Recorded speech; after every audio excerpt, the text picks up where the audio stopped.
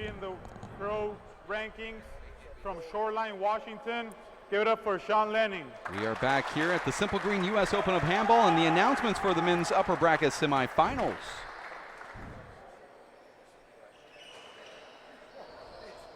All right, 0 serve 0. As our referee says, Sean Lenning from Shoreline, Washington, now living in Tucson, Arizona, goes up against the best player that we've seen in our generation, Paul Brady from Ireland, now serving against Sean Lenning. There's music going on outside. Paul Brady's saying that he wants that music to be turned off. But yet he was just in our booth 10 minutes ago with those headphones blasting so loud that it wasn't his style of music. That's true, though. It's funny. I agree. I can hear the music through my headphones. It's not outside. That's it. Definitely inside.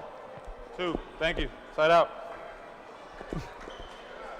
Dave, where's that music coming I from? don't Because it's not outside. It's not outside. We're no. outside, and I hear no 0. music.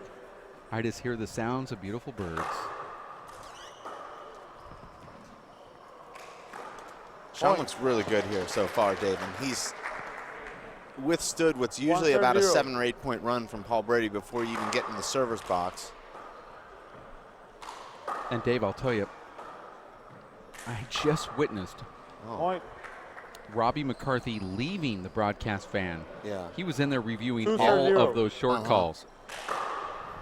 Get ready when you get back home for a big rundown from RMC. I always am. Point.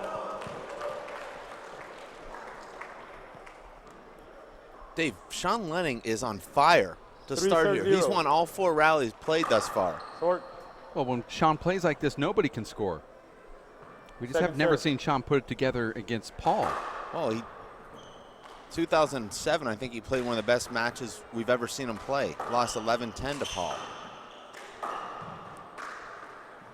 Sean's not going to win this rally, though. He gave Paul too many opportunities there. Sean looking to see if that ball broke. That's his only hope here.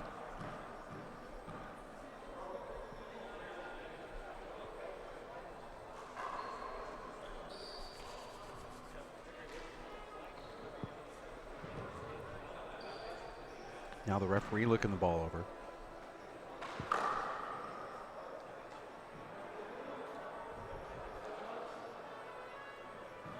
All right, 0 serves 3. This music is kind of funny. Well, that's the mariachi band. Yeah, but they're, Point. and that's a point for Paul Brady. 1 serves 3.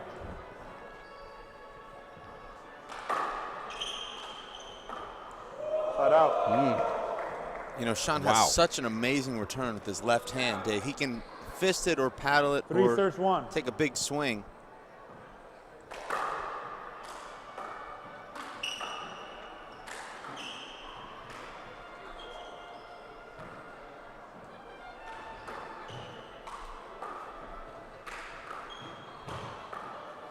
Point. And there's another point for Sean Lenning at 4-1 here. 4 serves 1.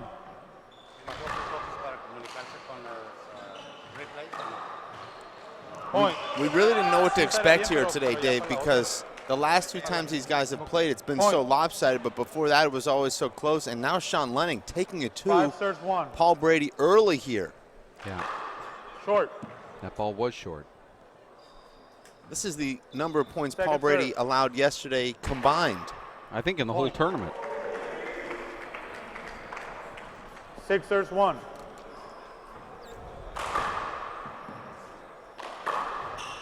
Sean Out. with his first real air on the serve, and Paul makes him pay.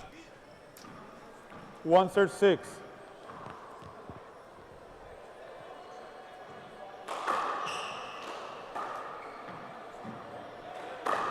Point.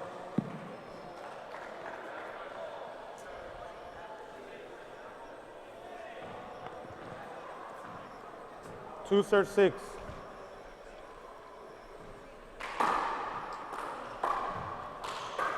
And that ball is broken.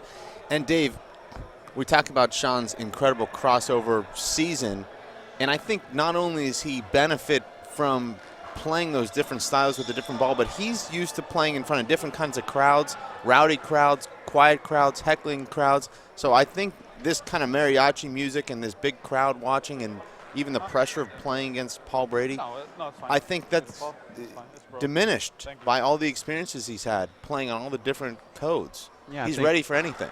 Yeah, I think that definitely being a little bit more worldly will help him. In this environment, it's going to be totally foreign to Paul Brady. But, you know, he's still Paul Brady, Yeah. regardless of what anybody says.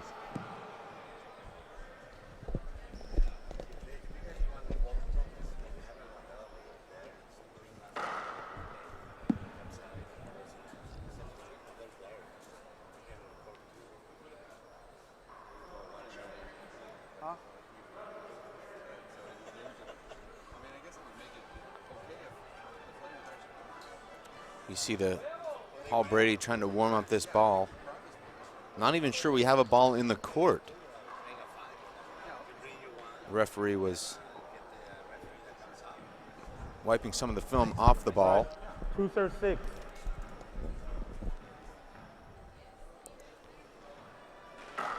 Short. Second serve.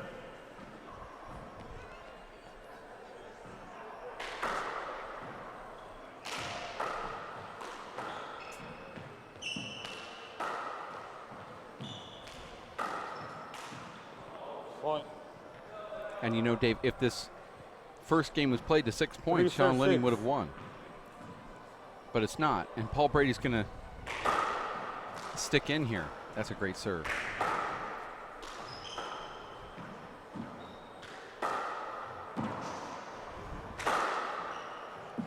And Dave, wasn't that just about the exact shot that Sean had to beat Robbie McCarthy at 10-10 in the tiebreaker at the World 6-3. Championships? And he didn't hit that shot at that time. Short. Oh, that was close. Had Sean made that Appeals. shot, he would Call have it played short. Paul in the final. Both agree. I thought that was good, Dave, but all three judges Second saw it serve. short, so probably was. Oh, it was short by 5 inches.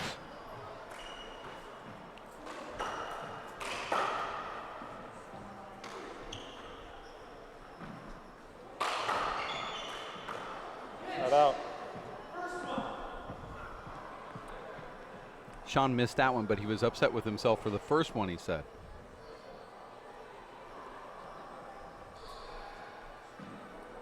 Three, third, 6.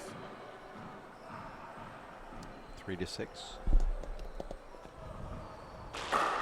Short.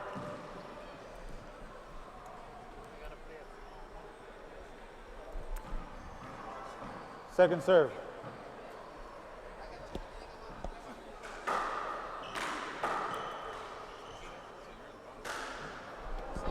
Point. Sean with a couple of 4, serve, 6. errors here, and Paul Brady closing the gap.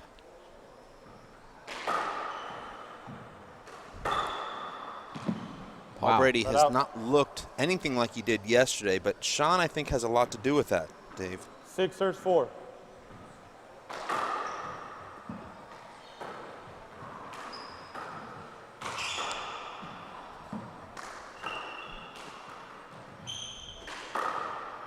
Point. And the referee gave it to him. Point. Difference between brothers. I mean, 7, referees. serve, 4. Yeah. 7-4. Our previous Point. referee would have given it, and there's another point now for Sean Lenning at 8-4.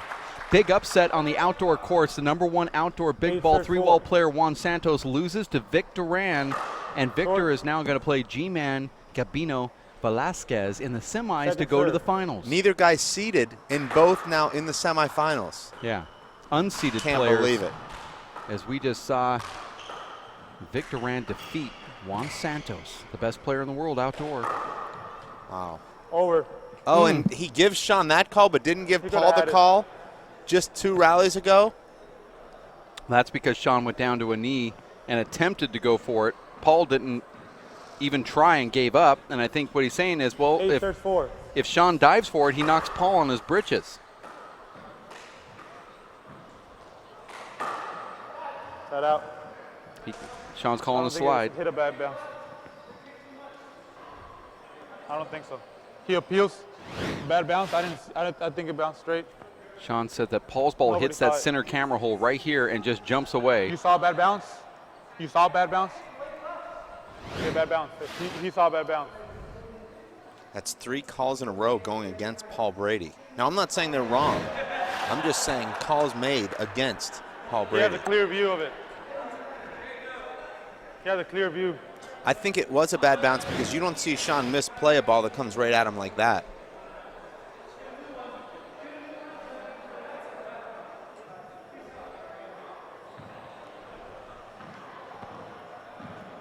Well, 8 serves 4. Sean doesn't normally react to these situations where he's given a Short. favor. And if he knows people are Second serve. upset with him, he doesn't react well, but I think he's pretty confident that was a bad bounce.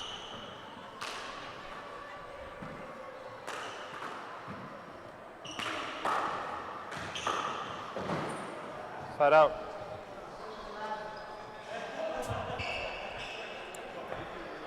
Now you see Paul joshing a little bit with the Yeah, I referee. don't normally see this from Paul I mean, Brady. I haven't seen much joshing from him Well, ever. I think he's being sarcastic. Yeah, that's what I mean. Sarcastically funny. Right. Saying that there's a slide, meaning that Sean just slid in. He go right here. See, that's where Yeah. Paul says there's a slide.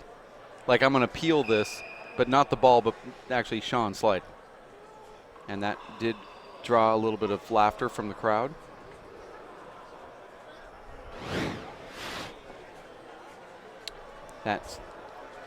Let's watch this again here. Sean was barreling in pretty early. Just barely missed that ball. 4 serves 8. That match against Juan I Santos want to outdoor. talk more about that. Yeah, Just well, gonna- that's why I brought it okay, up here. Okay. Santos wins the first one 5 21 serves to 8. 11, but loses game number 2 21 to 18, and in the tiebreaker was 11 to 9. Oh my gosh. Side out. 8 serves 5. And G-Man Velasquez, they just continues to win tiebreakers 2 in a row to set up a 5 serves 8. semifinal match Clash. against Yeah. Vic Duran.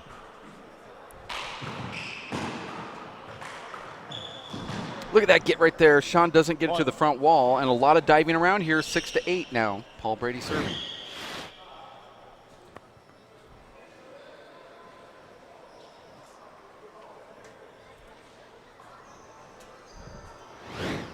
Dave, that almost looked like a shortstop sliding into field, trying to take the double play, jumping over the runner. Of course, in baseball, that's a broken leg. But these guys aren't malicious like our national pastimers.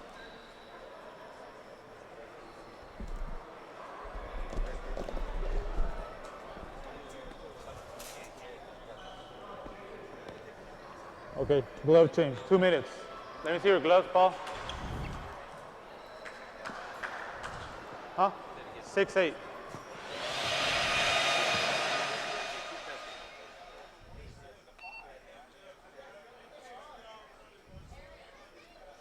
What channel are you on, Naughty? What channel are you on? Oh. This had 3 selected. Do it again. Got it. Winning happens.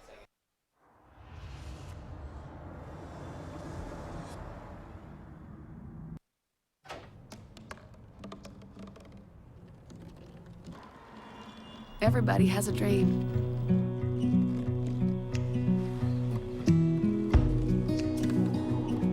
Mine was to see the ocean. And with a little help, I made it.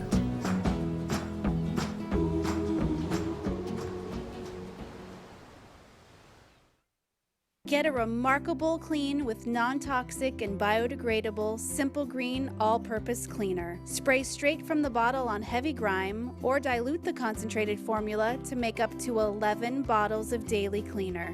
Safe for all washable surfaces, Simple Green can be used indoors and out. From kitchens and bathrooms to living and play areas, countertops and floors to furniture and clothing. Keep your home and our world clean with Simple Green. I'm a teacher. Let me tell you what I make. I make learning a privilege, not a chore, and frustration a tool, not an obstacle.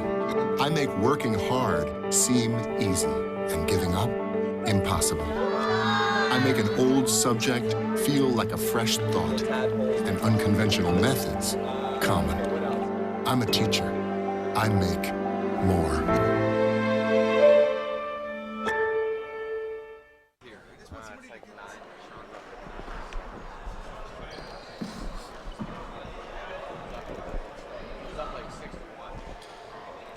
All right, you guys ready? We're back after that 2-minute glove change. All right, 6 serves 8.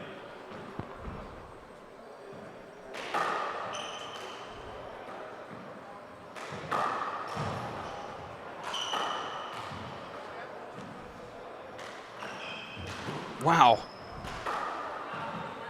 Is Sean going to get this ball? He does. Gosh. Unbelievable rally right there. Sean's on the ground 4 separate times in that rally. But literally, that's how good Paul Brady is. This is what you have to do to get a ball back.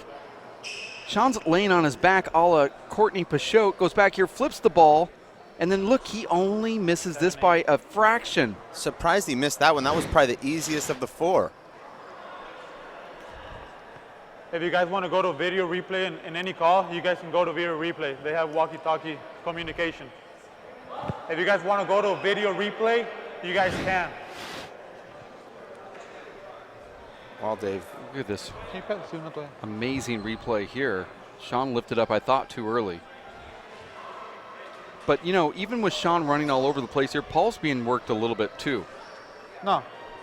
I mean, that rally lasted 2 or 3 more shots longer than Paul thought it would. But believe it or not, Sean was in a great position to win that rally. Yeah, he could have just punched it down the left wall. All right, all he had to do is get his hand underneath it. And now we have a shirt change? We just had a 2-minute glove change. But Dave, in fairness, that court is so hot. Okay. It's no, that so was one humid. rally. No, 2 minutes. there's no fairness there. One rally, Dave. They changed their gloves. One rally. They're not completely wet after one rally. It's the same shirts they were wearing when they took the glove change. It's great for our sponsors. They love it. We're going to take a break. We'll be back in, let's give us at least a minute here at Los Caballeros Sports Village in Fountain Valley, California, as we'll give you the conclusion of game number 1 or the conclusion of another shirt change or something. We'll be back in just a bit. Stay here.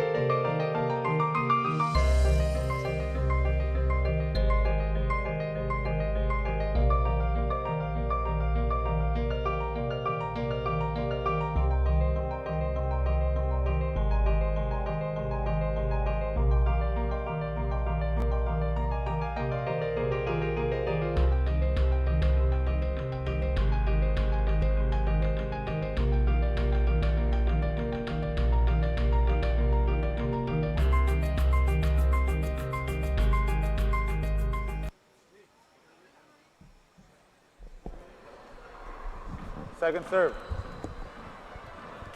We are back here after that quick shirt change.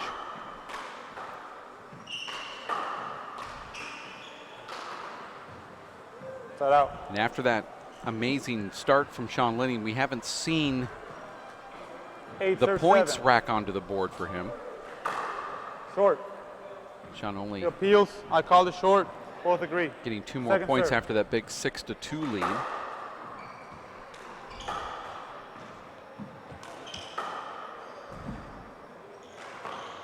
Skip. Point. That doesn't happen often. Now 9-7.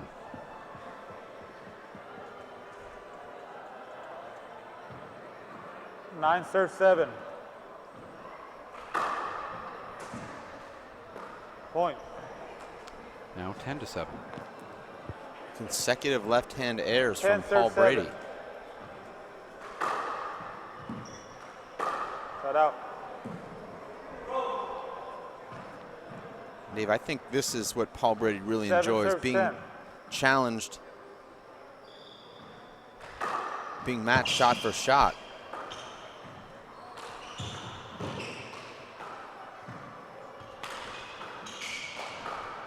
What was Paul? Point.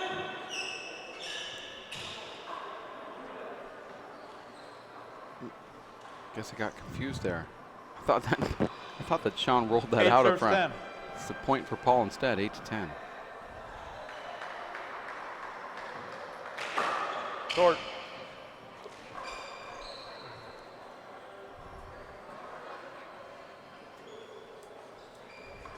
Second serve.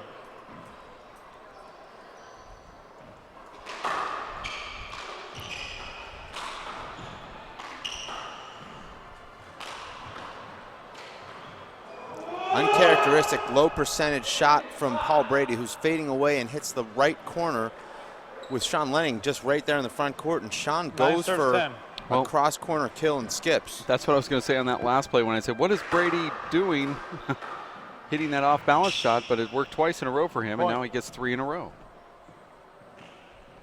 Sean looking like maybe he was going the wrong way there, trying to cover the down the line shot.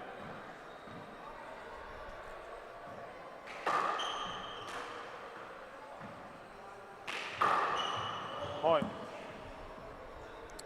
Paul Brady quickly, Dave, with 4 points.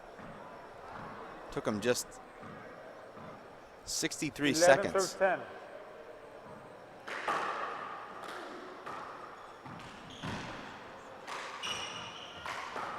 Wow. Point. Sean Lenning can't do anything right now. As Paul Brady's scoring rather quickly. 12 serves 10.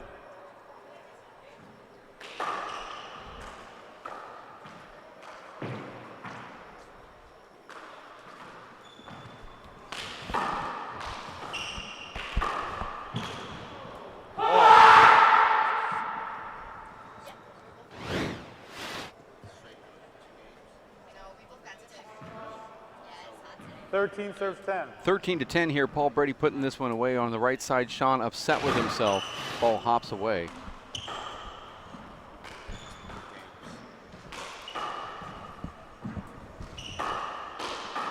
Look at Sean. Overhand tomahawk, 2 consecutive shots. And then he rolls that ball out, and it looked like he was a little confused. Lets the ball drop, flat rolls it, and let's see if Sean can get on one of these little runs of his. 10 serves 13. I mean, he's certainly applying himself.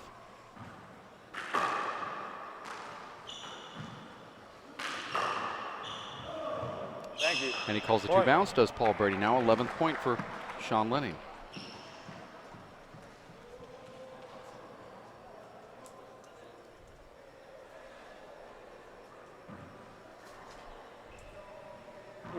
Serves 13. Bad bounce.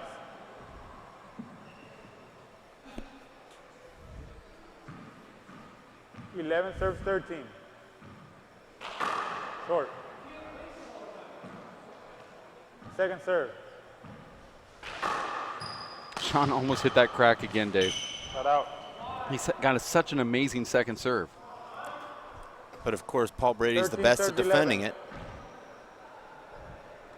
Paul's the best at defending any serve.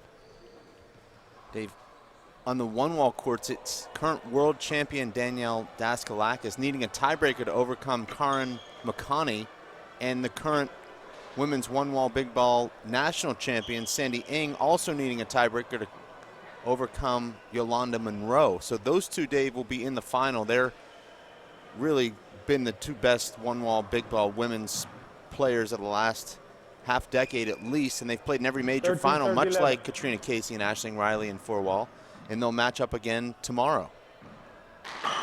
Short. Second serve. That's pretty good results there. Yeah. I would say unexpected in a lot of ways, both of those.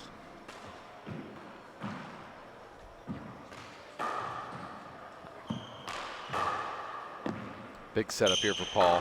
I don't see him missing Over. that. Screen. And there was some Thought there was contact, but screen was called from our ref. I think Paul trying to go down the right wall there, but he just missed his spot. The ball came out to the center. 13 serves 11.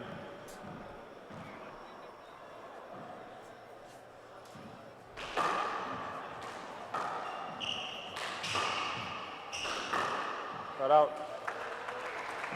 Once again, Paul trying to bring that ball straight down the right side wall, but doesn't. 13. Short. That's going to be Heels, maybe call it reversed. short. That might be reversed. One agrees, one disagrees. Second serve.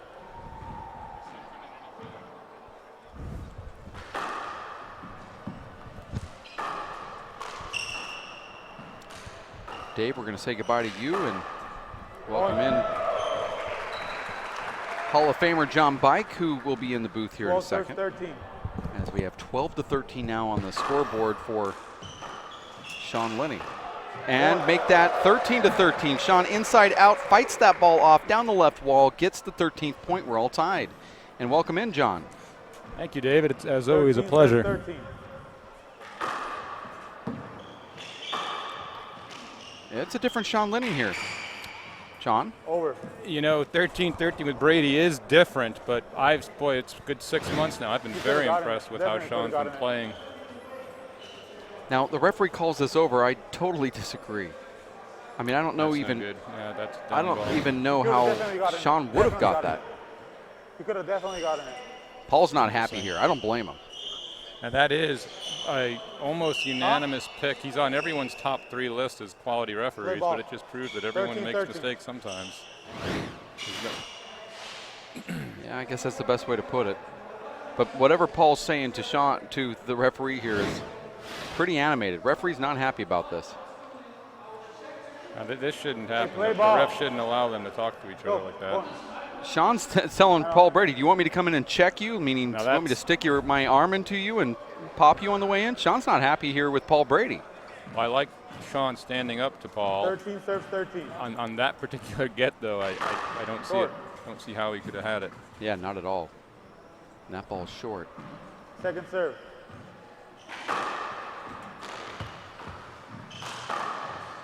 That ball stays up for Paul. He doesn't get it. Now second serve gets that point for Sean Lenning, 14-13.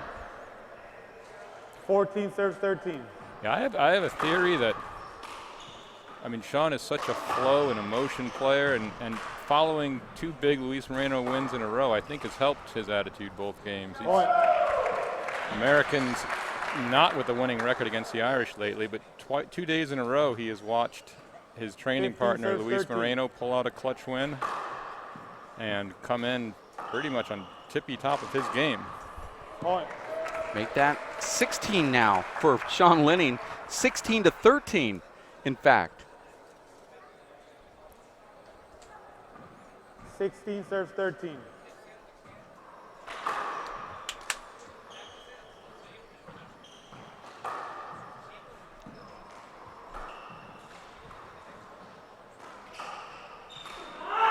Got out. Yeah, Sean's energy, just overall attitude, so far above where it was, I'd say going back a year to 2 years previous to this, slowly but surely climbing all the way back, right on the precipice.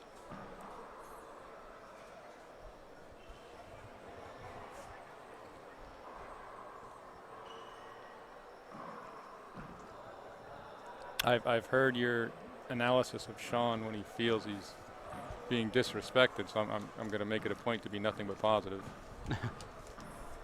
I just gathered that by listening to a couple interviews. 13 I was serves back 16. in the editing room, and I go, you know, I can understand what he's saying here. Well, I can understand what he's saying, and I'm thrilled at the way it's used it to fuel him. But I'd say 12 to 24 months previous to this, most criticisms were spot on. I mean, you can't really talk about a draw when you're losing all your matches. Right. Watch out. Paul Brady sets Time up out. for this. Scores 14 serves Sean, 16. see a little jump from Sean? He was going to, in case he was going left corner, but Sean realized that Paul wasn't going to the left corner, decided to put his feet down as soon as he could to get up there. Might be able to draw a foul. Let's go to Kara Mack, who's courtside right now. Kara? I've got Katrina Casey Dice- courtside with me, talking a little bit about this match. It's one of the closest ones I think we've seen here against Brady at the U.S. Open in general. What are you witnessing? Yeah, it's a great match so far, and the crowds seem to be getting into it too. It's quite tense. Like, we're not used to seeing Paul under pressure, really. So, like, anytime he has been put under pressure, he's shown his true colours. Like, he's a great champion, but like, I'm impressed with the way Sean is going out there. He's being aggressive. It's not like he's bothered who he's playing against, you know, a big name like Brady. But yeah, great serving, great shooting, and yeah, we're in for a treat, I think, for the rest of the match. Seeing how consistent Brady is, what has Sean done in this past year to improve his level of playing to be able to compete like this against him? I think he's improved his fitness levels a lot. Like, he's making great gets there now, and it's those kind of small margins that make the difference in open matches like this. So I think that's the main difference, really. Talking about big matches, you have one at 5 p.m. You're in the finals tonight. Talk a little bit about that match. Give us a preview. Yeah, I'm meeting Aisling Riley again, so we've had a lot of encounters over the last couple of years. This is our third US Open final in a row, playing against each other in. So obviously I'm expecting a really tough match. I'm feeling good. I thought I played quite well yesterday. So yeah, I'm looking forward to it, and fingers crossed it goes my way. Best of luck to you. Thank you. Back to you guys. Thank you, Carrie. Sean has the advantage right now, has Paul running. And Sean took care of it in that left corner. But yeah, I'll hop on what Kat said, that Sean's fitness level, I mean, the mental ties into the physical, and it's got to help his confidence, the energy level and endurance he's been showing lately. Did you see that amazing serve from Sean and how Paul pulled it out? Yeah, Paul can do it. You rarely get to see this side of Paul's game, what a great scrambler he is as well. Now that uncharacteristic error, but that's what happens when you're being pushed like this. Yeah, it doesn't matter who you doesn't are. get enough play like this. I don't know what he would have to do back home to do it, where he's just totally on the run.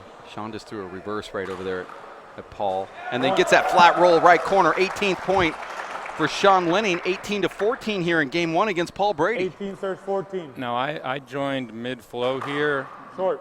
Fill me in. I've got a text. Sean Lenning all early, 6-2. Paul Brady fights back and takes a lead, 8-6, and then it's been really kind of timeout. Sean Lenning. Scores 19 serves 14, 1 minute. And it's been Sean not really taking his foot off the pedal. In a way, Paul kind of stepped it up to that Paul level that we've grown to know and love, and he outscored Sean maybe 7-2, but then Sean's come right back with a run of his own, and now it's all Sean Lenning at this moment. Yeah, and you got to figure when Paul makes that run like that, as at least one small part of him figures on just being able to close it, and the other guy being his spirit being broken. But Sean's not doing that, that's for sure. You're watching the Simple Green U.S. Open of Handball, where earlier today it was Luis Moreno taking down Robbie McCarthy 11-8 in the tiebreaker. So it's Moreno going back to the finals, and here it's the man on a mission, Sean Lenning, up against Paul Brady, the #1 player in the world, in the upper bracket semifinal, with Sean Lenning jumping out to that 6-2 lead, like I said earlier, and then Paul Brady fighting back and eventually taking a 8-6 lead. And then it's been Sean kind of going back and forth with Paul for a while, kind of on cruise between the two of them, making some amazing shots. And then all of a sudden it was Paul Brady pulling away. We've seen Sean Lenning call timeout. We've seen Paul Brady call timeout. It's been really interesting.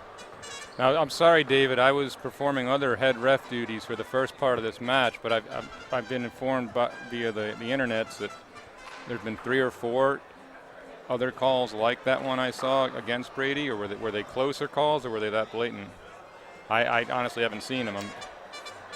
Yeah, there have been some calls that were somewhat close. I didn't know they were all against Brady, but definitely Sean's barreling in. Sean dove 4 times in one rally that only had about 9 shots, and it did not end on a replay. We've seen a lot of Sean barreling in. I think he's showing the referee that he's going to play everything as hard as he can, and that's why the ref's giving him. Show the limit of his range. And look at this now. That's just vintage Lenning.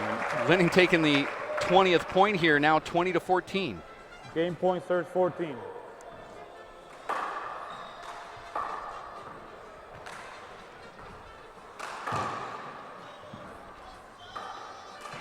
Oh, and there it is. Sean Lenning takes game number 1, 21-14. And I would have not predicted this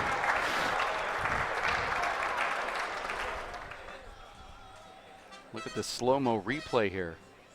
Wow, and that's not a close miss either. Is that Paul trying to hurry that play?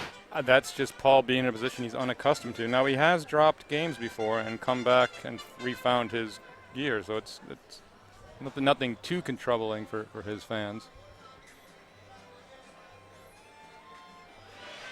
I know Karen Mack's going to be courtside here, unable to hear our director talk loudly enough for me to hear what he said, but I know that he said something about our sideline reporter, Karen Mack. Still can't hear. But let's just go to her and see if she's there, because I'm assuming that's what we're I heard we're the gonna name, do. I heard. Coming to me, Dave? Is that Yeah, what you're saying? let's go to you. You know what? I have the big man with me here, who's the big guy for the weekend, because he puts this whole entire thing on every single year. It's Bruce Fabrizio with Simple Green. Watching this, you've watched Paul every single year come in here and take this tournament. Watching here lose to Lenning in this first game, what's it like as a spectator? Well, I'll tell you, it sort of takes me back to when we first started this with Tom Gilbert and Nadia Alvarado. Came to me in 1985 and asked for some help with the Junior Nationals, and his son was 12 years old. And we have been doing this now for 30 years together, one way or another, someplace. And for me, it's really incredible to watch the great new crop of young, terrific athletes. You know, we had a period there where there was just a ton of really great, mature athletes, all of them getting a little gray like me now. But to see these young guns that are just flying around, it's the future of the sport, I think, is really bright. What has been the response to you? Because, I mean, so many people are so thankful that you do this every single year for us. Well, yeah, you know, there again, we went through a period where a lot of the handball seniors were starting to retire, and they weren't sure what direction they wanted to go with professional handball. And we stepped forward and said, you know, we'll keep this thing together, at least on the West Coast. And there's a place for everybody to look forward to coming home to. And Noddy is the face of handball, and sort of like Jerry West is to the NBA, Noddy is the face of handball, and it's wonderful to watch. He's got 3 generations of family here now, and the place is growing, and the mystique has now traveled across the pond, and you see the Irish are here, and there's people from everywhere now. It's for me, it helps the brand for us to go global, trying to do a good thing as a brand, as well as doing something for people who don't have a lot of support like the big sports. Doing the 4-wall indoors here, this is also carrying on outdoors that we haven't quite seen yet, with the 3-wall and the 1-wall. What has that been like for you to watch that happen as well? Well, there again, that takes me back to my childhood in the streets, and whether it's in New York or La Puente where I grew up, there wasn't a lot of support for it, but it's all grassroots, very localized and very communal, if you will. And to see the guys now looking forward to calling me and saying, you know, we're coming from New York and we're bringing our whole family, we're putting our vacation time together around your tournament, and it's the best tournament in the world, that type of thing. For me, it's neat to see all the various types of handball all together under one tent, if you will, and there's a great, you can feel there's a really familial, happy goodness in this air around here. It's the 25th year. Talk a little bit about your relationship with Noddy. You said here the 3 generations, and his kids are the ones out there, his grandkids. Grandchildren now, They all look so young, that whole family does. But his grandkids are the ones out there with the blowers, taking care of the walls and everything. Yeah, that's the way it's been since when I met Noddy. His son was 12 years old, and we started playing handball with him when his dad was in his prime, and Junior was right there alongside of all of us, learning like crazy, just growing like a weed. And it's been 30 years together now. On top of the 25 we've done his tournament, Noddy has just been everything, I think, to handball. You ask him, and he doesn't know how to say no to anybody, anytime, anywhere. He'll go and help grow the sport. So watching his family on both sides, the girls, the guys, grandchildren now, everybody's playing, supporting, and helping build the sport. So it's a good thing. So 2 weeks ago, before this tournament even happened, was there a certain matchup that you thought to yourself that you would love to see? Well, actually, it looks like it's happening right now. I don't know that it can get any better than watching Lenning and Mr. Brady go at it right now. Those are 2 of the best guns we've got in the world right now. What do you personally like about them as athletes and as their play? Well, again, for me, having played football my whole life, I know how hard it is to utilize the opposite side of your body, either you're left-handed or you're right-handed. This sport, at this level, you have to be to a point where it's almost discernible that you are ambidextrous, and the ability to go forward and backward, left and right at the same strength and have no weaknesses, because the opponent will find that weakness if you have it, is remarkable to me. It's just absolutely remarkable to see an absolute all-out effort with both sides of their body and nonstop and courageous. Well, you have this seat right here, front, almost Yes. center, not quite, I guess, Yeah. front, side. We always see you here. We always love having you and Yeah. having you host It's us. always, So thank you so much. It's great being here. All right, back to you guys. Thank you very much, Kara. Simple Green U.S. Open of Handball. Simple Green all-purpose cleaner removes dirt, grease, stains from countertops, carpets, furniture, so much more, all without toxic chemicals that can harm or make the environment bad. That's Daniel, Bruce hey, Fabrizio, hey. owner of Simple Green, former backup to 0-0. Dick Butkus back in the day when Butkus actually left the Chicago Bears. It was Bruce Fabrizio as his replacement back then, I believe, during maybe even a strike year. I had heard that. 0-0. I hope we get to talk more about that interview. Wonderful analysis and commentary, and one small bit of praise he gave to his own effort that really needs to be emphasized. But right now, Brady getting off to the start probably most people expected. I can actually sit for an hour and listen to Bruce talk. It's just so something about it. Sometimes there's these certain people that just keep you captive. Second serve. Exactly. I love listening to some of the stuff that he has to say. It's amazing. Brady gets that first point, like you said. Sean wins that first one, by the way.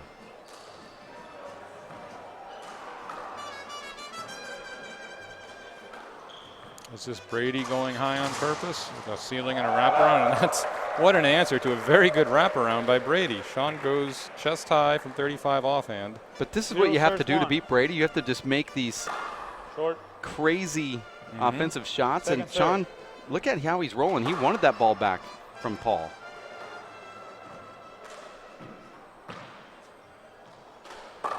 That's beautiful. It's going to be a war of wills here. John, was there a guy in your day early on when 1-0. that they set up to a ball like Paul does on a big checkup, ball checks up, and he steps in, and you know that, well, Paul's going to tee off here. Was there somebody that had that clear motion like Paul? Like that clear, like the clarity what the result was going to be? Yeah, like you just knew he was going to hit a laser, and it looked so beautiful when he did it. Yeah, for the laser part, it would be Nadi Sr. and Tati Silveira, but for the defining rally ending shot, it was just as certain that Chapman was going to do it, even though people poo-poo his offensive skills to fit their agenda. When he was set up for an offensive shot, it was over. Not always a laser, but perfect placement. 0 serves 3. Short. I mean, we see Paul sometimes tip a ball into the ground and hit balls off the bottom of his hand, but when he sets up like that, you just know that's not a shot that he's going to do that to.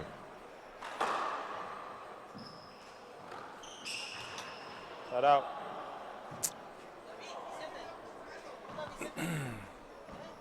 Three serve 0.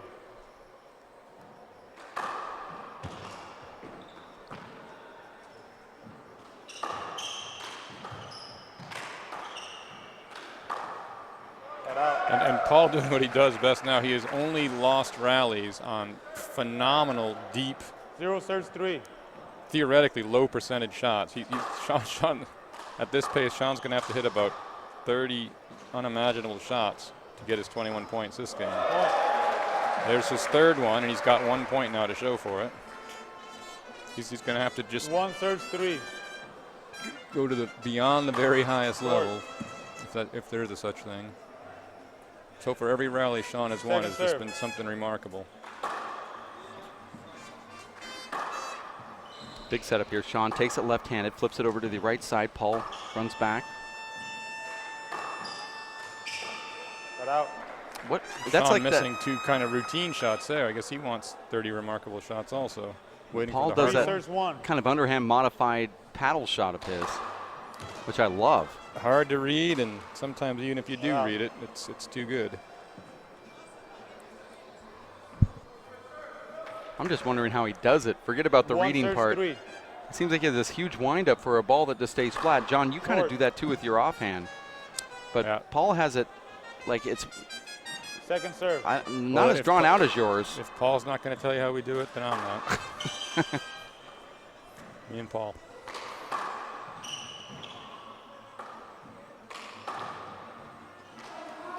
Cut out. Sean chirping at himself here, but still early. 3 serves 1.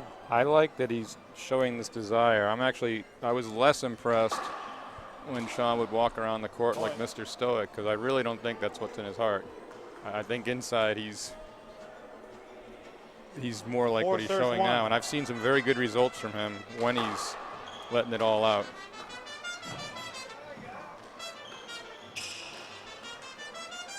Paul should tee off on this. Point. Yep. Well, testing my theory right here. The flip side of that is you're giving your opponent more confidence. 5 serves 1. Point. 6 serves 1. Timeout. 1 minute. Probably a good call. Get a little more. I think both of these players are feeling it a little bit. You see Paul taking deep breaths and walking around slowly. Sean's certainly feeling it. This has been a pretty fast pace here, and guys flying all over the court, but you can't win the match in one game. That's why we play multiple games, and Paul Brady's going to do what he always does and grind this one out. And if he were to win this one, it's still another one to decide. Could we see a big lopsided victory here? A possible second game. It's very much looking that way at the moment. Might not be the worst thing for Sean to not to lose, but not be extended too much. Come in refocused. I mean, it sounds silly to say it's 6-1, but that's one thing I'll throw out there. A blowout loss in this game would be less damaging than a close loss. 10 seconds.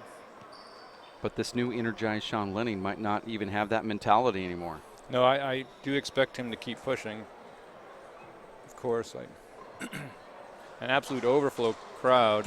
Mr. Alvarado reporting that all seats time in. spoken for with overflow day passes being sold since yesterday, and that's a record. 4-6. They've done that on Sunday before, but never Friday.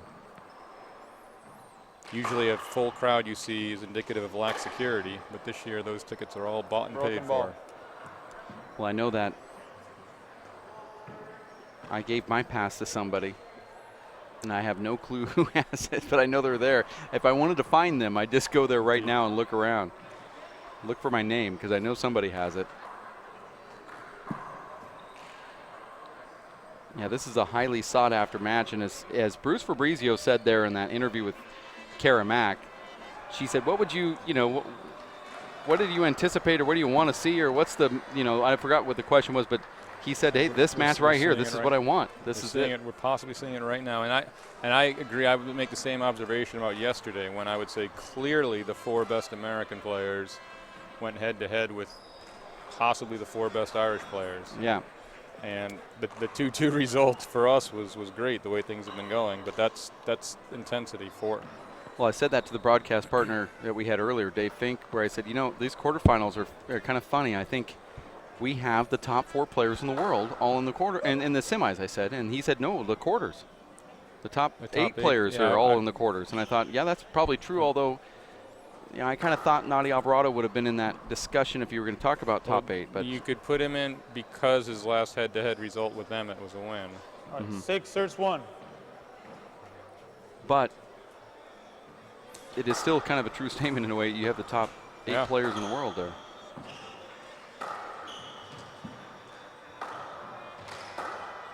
But Nadi Jr. was entered. I'm saying there aren't any absentee entries here that the tournament's begging for. Other than Dave Fink himself. Cut out. I don't know how I missed that. Since we're actually talking about him, he would have been a top 8 player in the draw. And who knows how this all would have fared out if he would have not hurt his back. Sean, probably maybe his hardest hit of the game. Oh, I don't know what Sean was trying to do there. But Paul hits the ball so hard, sometimes you think you can go up to get his ball, but you can't. I think he had a little bit of hook on that one as well. 6 serves 1. Point. Both of these players moving really slowly in there right now as they go back to get these balls, taking as much time as they can to get the next play into. 7 serves 1. Well, it was reminiscent of the matches I played with Silvera. You'd just lounge, regroup between rallies. It was like one sprint after another. It was like interval training. Side out. And yeah, you need your break time when you're doing intervals. Yeah, side out.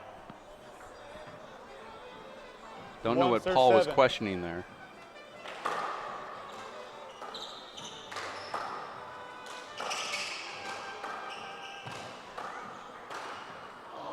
That's frustrating.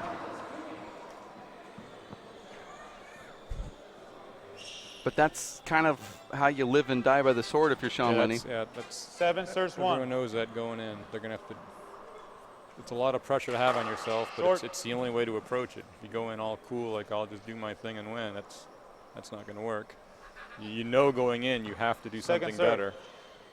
Yeah, you may die by that shot with Sean, but then when we saw earlier when he slammed into the back wall and hit a kill shot while kind of running out of space. That's the upside.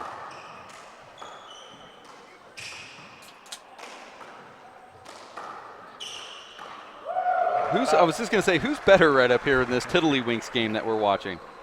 1 serve Sean 7. ends up winning that rally, but I almost think it's near even in a way. Oh, that's terrible serve, I think. After all that work to get the serve. That's frustrating. It was a reverse and an overhit. Paul does, though, give him credit, scrapes it off the side wall, but gets over the top of it, gets the side out. And Sean really can't score right now. Yeah, he's done a lot of work to have only 1 in the score column. 1 serve 7.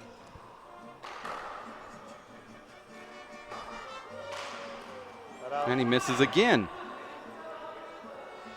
And Sean's really vocal right now with himself, which is good, I think, because knowing Sean, you're talking about him giving up, not giving up, but you had a different word for it. I didn't use that word. Just 7 serves 1. Having that. Wearing a mask. And just okay. Him being vocal is actually good, I think. It's hard to be mad at yourself if you don't really care, right? Well, exactly, yeah. He shows he's still putting out maximum effort. The only concern would be if this goes like it's going, he's got to totally wipe the slate clean for the breaker. Once again, I'm getting ahead of ourselves, but I hope he just gets after it now as hard as he can, but then realizes that even if this ends up 21-1, it's still a tie game. Right. Going into the breaker.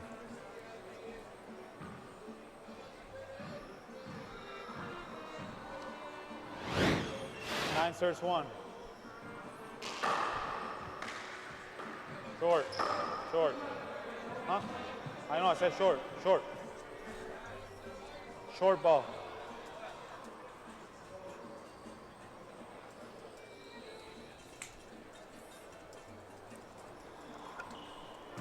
Second serve. So, Dave, I noticed you were being modest during the pregame. The weekend serve, when I was talking about Timbo's entourage, I'm just watching person after person offering you everything they have, and your side of the table is just full of hospitality and goodies. And at some point, I'm going to have to ask you to pass something over. But so kudos to you for building up this kind of following. Well, my entourage is actually real. Timbo's is signing body parts. Yeah. Well, Timbo's I witnessed myself at the water cooler. Oh, okay. So you did see it. So I'll take that as it's at its word. I don't think so, Sean.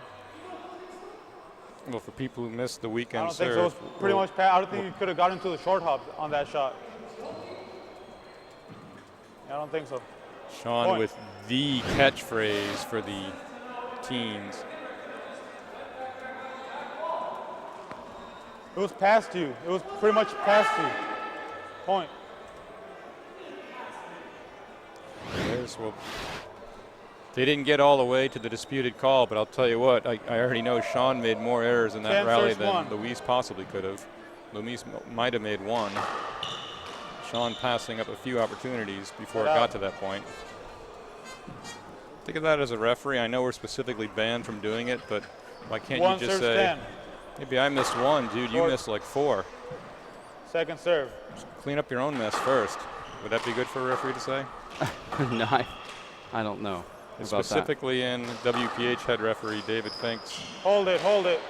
Instructions to not ever do that. I gave him the shot. Hold it. It's a late call, but it's a right call. Over. I think Sean's upset about that.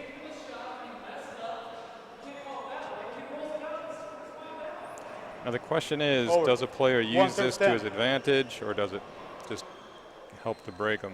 And every player it's different for. When I start seeing Sean get upset Short.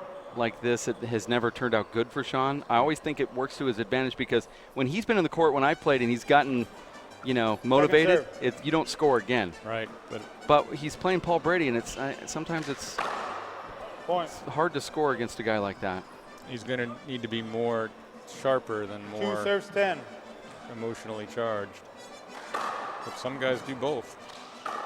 Well, the referee's not going to give you 9 points back. Point. They have to earn it like that right there. Now 2-10, Sean Lenning here, and make it 3-10 in game 2. 3 serves 10. Short.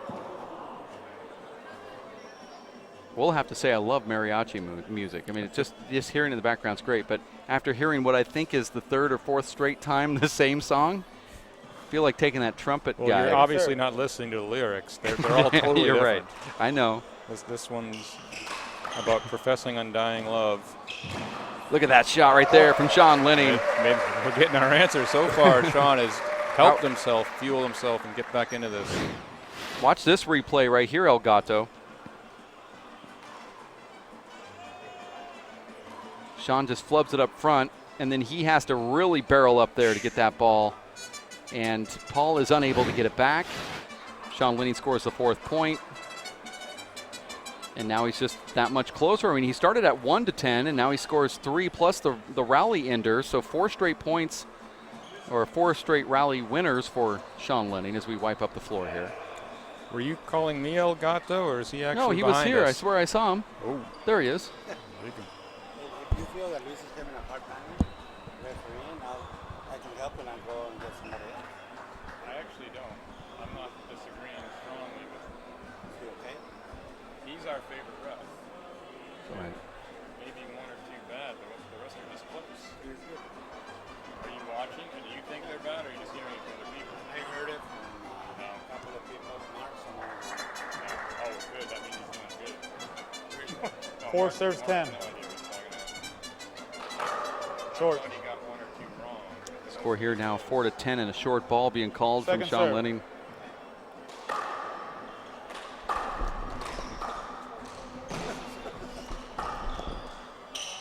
Point.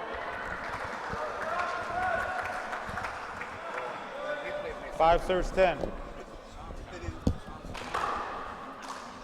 Point. And Lenning, another quick point. Timeout. 1 minute, score 6 serves 10. Forcing Brady to call a momentum timeout. That'd be a great thing to have on your resume. Stuff like that. So they're not getting back at the referee. He's calling the right shot, but he's calling the right play, but he's just doing it kind of late. He needs to be quicker. That's all. Yeah, we don't. Let's go to Kara Mack, who's courtside right now with somebody. Kara, who is it? Somebody, Dave. Yes, he left you to be by me right now. Fink Uh-oh. is here on the sidelines with me, watching this straight on. I don't understand this, Kara. How can he leave here and then you get him there? That It's doesn't make amazing. sense. Yes, I think he just wanted a closer chair to watch this all TV take time down. is what he wants. Talk about what you're saying here as far as Lenning getting really emotional. You've played him many times. What has been the outcome when he does? Does he play harder? Is he more motivated? What's kind of going through his head, you think? Yeah, I think if you're an opponent of Sean, you don't want to see him get emotional like this, because when he gets really invested, he actually starts playing better. He was a little bit sloppy here to start the second game, but now Paul's letting him back in. Paul's inexplicably starting to make some mistakes here. And, Sean's right back in this. I thought we were headed for a tiebreaker, but not necessarily from what I've seen these last few rallies. You've seen him more than I have as far as Paul Brady goes. Nothing's ever made him look any different. Is that the case? Is there anything that Lenning can do to shake him up a little bit more than he already has? Well, this match reminds me a little bit of last year's quarterfinal that Paul played against Shanks, where he looked terrible in the first game and lost the first game. He came back and won the second game, and then he was down in the tiebreaker and he won that. And I think Sean has a similar style to Charlie, and those seem to be the guys that give Paul the most trouble. For some reason, they're long and they have these great serves, and they seem to just match up with Paul better than anybody else. Right now, Sean's tournament tested. He's playing in tournaments just about every week and winning most of them. So he's really ready for this, and I can just tell by his body language and the way he's talking to himself that this is something he wants badly. Every single tournament Paul's been a part of, he has won. What would this mean? You're a player, as far as the players go, if Sean was was able to take this today? Well, this would be a huge win for Sean, but you have to remember, he's come very close to beating Paul before. He was inches from beating him in 2012 and in 2007, you know, both matches on this court. So, you know, I mean, it would be amazing for Sean to win this, and I think it'd be cool for the sport in some ways because Paul has just been so dominant, and no one ever roots against him, but at the same time, it'd be nice to see someone else win it, you know, someone like Sean Lenning, who's been putting so much into the game, particularly in this year where he's won so many titles. So, you know, whoever wins, it's gonna be cool. You know, it's exciting. Thank you, Dave. Back to you. All right, 7-10 is the score here. I believe that was called a short or broke, one of the two. Speaking of broken balls, what about Luis Moreno? That was the coolest thing I've ever seen in handball. Yeah, that was pretty neat. And we had that on slow-mo replay, too. The ball just flipping out. Yeah, that was neat. And Paul dips that in. And that's 2 in a row. The timeout point was also an unforced error. And 8, now it's, what is it, 7 straight points for Sean Lenning? I think he scored there. We can't hear the referee's microphone anymore.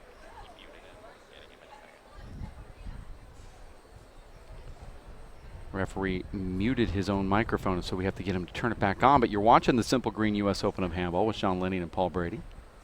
These guys seem to get upset when the ball breaks. I'm totally opposite. You got the 2 hardest hitters in the game right now. What do you expect? Do you think that 2 pieces of rubber that are glued together, made in Asia, are actually going to, not that that means anything negative, of course. I'm not sure where that came from. Well, it has to come over on a boat out in the middle of the summer, you know, and in the high heat of those storage containers. How are they going to stick together when these 2 guys are hitting the ball so hard? And then the added benefit to the server. 8 serves 10. And it is 8-10 from 2 unforced errors from 6. Short. Well, that's actually 9 rally winners. 9 rallies in a row, but serve. the last 2 were unforced errors. That's over. That ball hit Sean on the way up. 8 serves 10. And I'm fascinated by what David Fink said as someone competitive with Sean, been in many competitive tournament and practice matches with him, kind of confirming what was just theory to us. 8 serves 10. About how the emotion would affect Sean. He says you do not want to see Sean upset.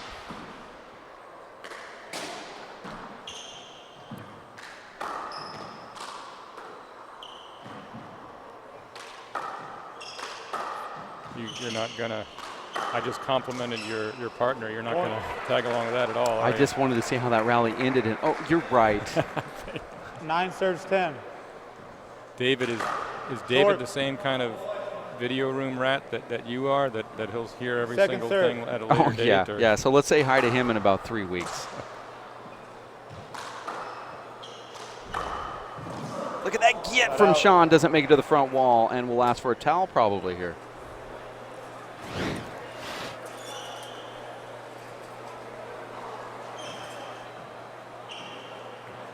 That's amazing to get it. And that almost went. I mean, Brady hitting probably exactly what he wanted. And Sean just going all out. And maybe justifying those other hinder calls that people were skeptical of. I mean, you get that 6'3" body at full arm extension, that's half the court. Well, as I said at Gato when he came over, and of course he was asking for your opinion and not mine, but I gave him mine anyway. But you know, is he making the right calls? You know, Gato cares about how the refs are doing, and you're the lead ref. And my point would be that Sean Lenning really is applying himself as much as possible. So he's kind of showing the ref that he's here today to try to get everything he possibly can. So if the referee thinks that there's a possibility, he's probably going to call it. Ooh, that. Batson. All right. No avoidable here. Yeah, because Sean, if Sean's coming from there to let's see where he starts. If he moves into a position that 10 serves 9. Yeah, that's a clear cut avoidable. He moved forward. What happened? I didn't see anything. 10 serves 9. See, that was context. I was just about to exonerate Luis from an earlier call, but that call by Rule, that's an avoidable there. There was contact caused by defensive player moving into the shot. Not out. Yeah.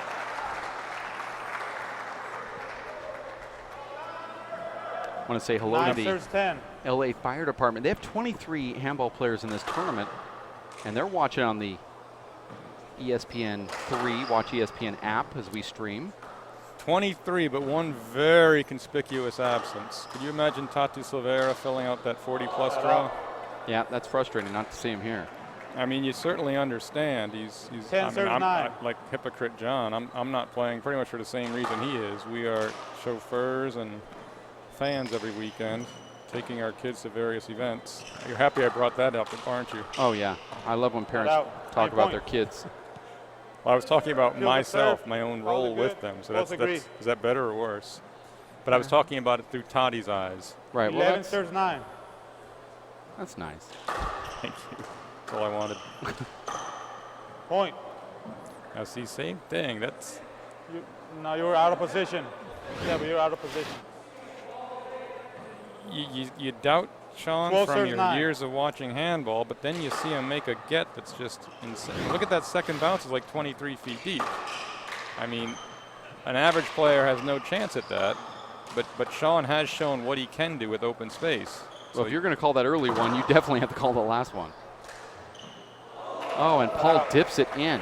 And holding true to the exact 50% rate it's always been, ball, don't lie. Exactly 50% of the time.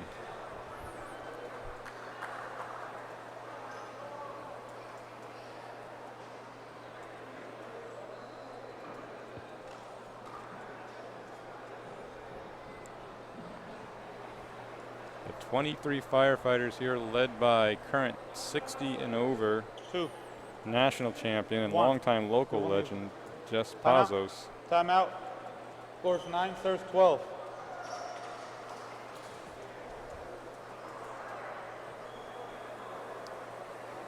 So we're at 9-12 here. Yeah, 9-12 on the scoreboard, game number 2. It was Sean Lenning pouncing all over Paul in that first game. Paul fought back, took the lead, and then Sean just pecked away for a while until he took charge and the game, winning game number 1.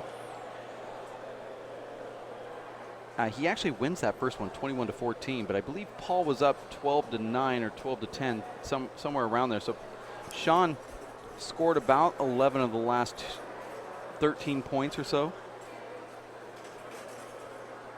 Can you believe that, when you look at the bracket, we have the first semifinal at 9:30 and the second semifinal at 11. Here we're at 1 o'clock in the afternoon in the Great Pacific Southwest, and we're still in the second semifinal. And the most remarkable thing, these 4 guys against almost anybody else in the world never play more than an hour. That's true. That's true. So here they go head to head, finally getting pushed.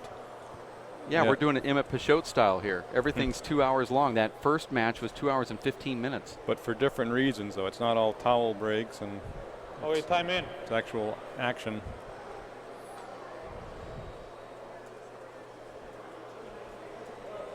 He's good.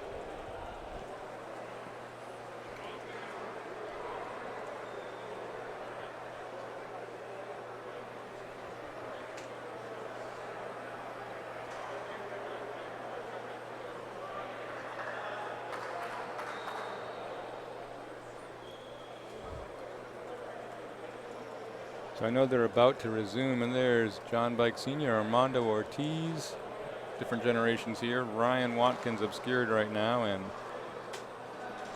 well, I was going to say Fred Banfield, and all enjoying the action. Age range there from 12 to 82.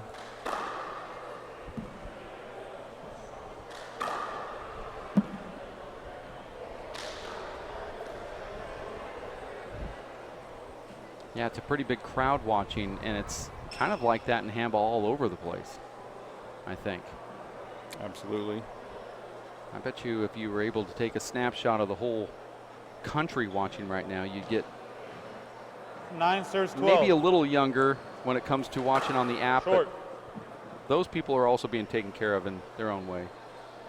Second serve. That's the way to do it now. And there's a rumor about a cutting-edge results app coming up, linked in with R2 Sports. And look at Sean Lenning, that timeout. Well, that's not a rumor. That's fact. That's pretty cool. The R2 Sports 12. app has definitely got this. Look at Sean here. Point. And as Sean can do during a replay, scores another 12. point. presumably on an ace serve. We're the only group that comes back from a replay, and the other guy took the lead. How does that happen? Well, good job getting back in time to see that one. We would have, the average production crew might have missed that one as well. But Short. quick, Sean, 2 points with 3 strikes. Second serve. Big hook on that second serve. Over, hold it. Sean wants that one back. Check the ball.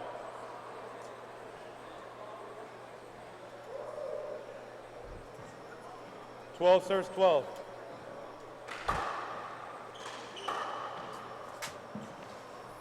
Got out. Sean giving himself the muscle memory on what he actually wanted to do there. Come 12 over serves that with 12. a lot of energy.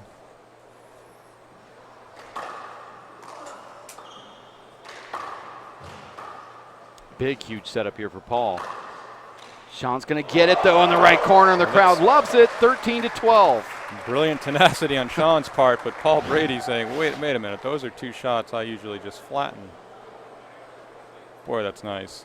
Look how Sean took a little off that, too. Kind of feathered it into that right corner. Gets up and says, you know, I need to clean up the floor and adjust this knee brace.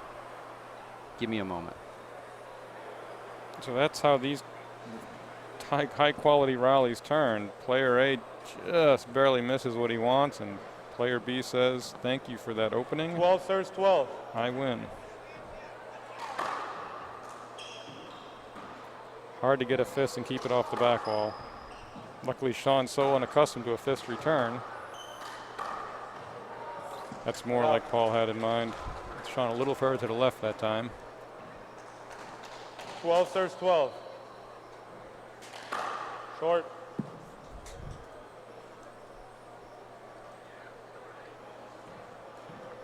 Second serve. Now I know the 50,000 or so senior viewers we have watching this all are. You could have had it. You screened him. You screened him. He had his hand on it, and you screened him.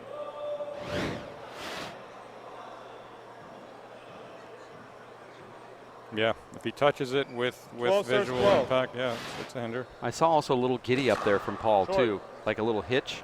No, it's hard. It would have been a tough shot. Sean had the advantage clearly, but that's not how the rule reads. If Paul could have gotten it back without the interference, it is a hinder. So Luis, in my opinion, still calling a very good game. What I would change is he has no reason to explain himself. That disrupts the flow. You can just say play. Uh-oh. Paul said 2. No, it was, yeah. You would expect that out of him. Paul pointed up 2, though, and the referee calls point, and Paul's not leaving. Paul raised his hand immediately after that shot. You saw it, didn't you? I saw 2 bounces, and I saw Paul hold his hand up. And then the referee didn't see Paul, calls the point. Paul doesn't. Short. Just got amnesia really quick. Sean didn't see any of it. Second serve. Here's that play here. Look, there's Paul. No. Oh, he raised his hand, though. Yeah, that hand raise. Well, it's history. They do, I guess, even out. When the book is written on this match, one side of the ocean will remember the borderline hinder calls Sean got. The other side will remember calls like that. Yep. Now that ball. And both claim bias. That ball hit Paul on the way up on the neck. And Paul tapped his neck, and the referee immediately said that it hit him. But in the earlier match, when Luis Bueno got hit, the referee 13 serves 12. didn't believe him. Live, we're on live right now.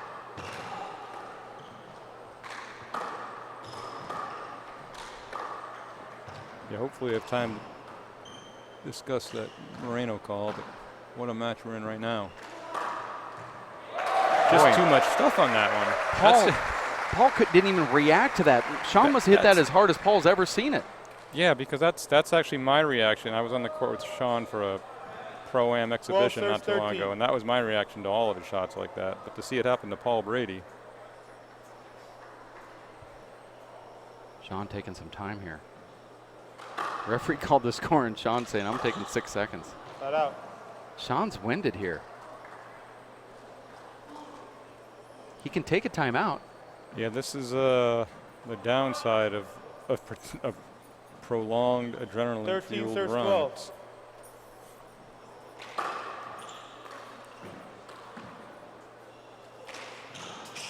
Boy, Paul left that up, but not that one.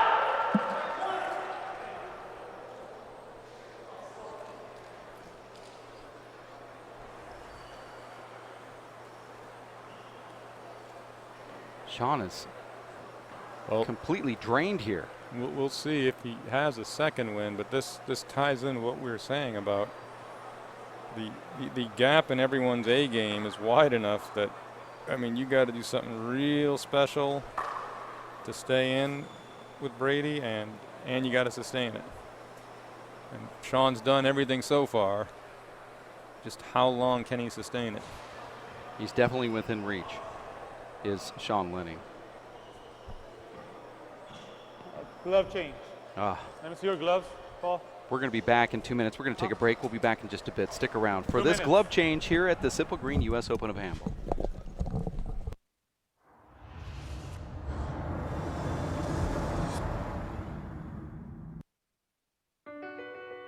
My life is full of statistics.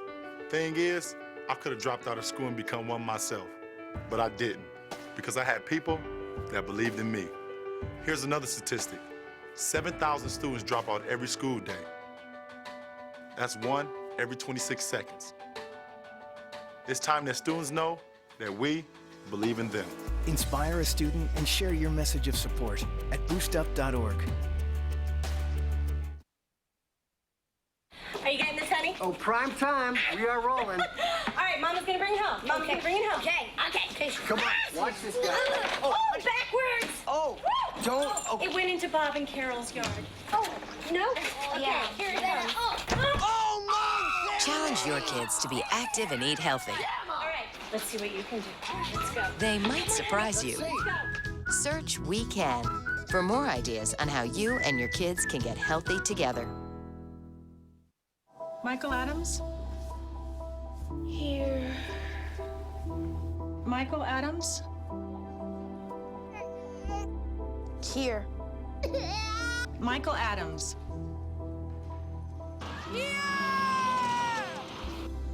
Michael Adams. Students who miss 18 days of school in any grade risk falling behind and not graduating. Absences add up. Keep track at boostattendance.org today.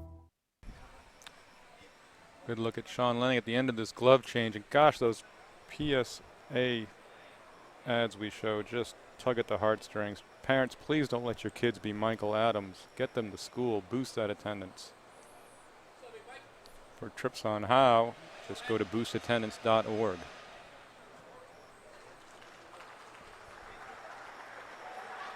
I can see Marcos Chavez behind Sean there. Marcos pulling Warriors double duty again. He's going to play doubles later with Sean Lenning in the semifinal.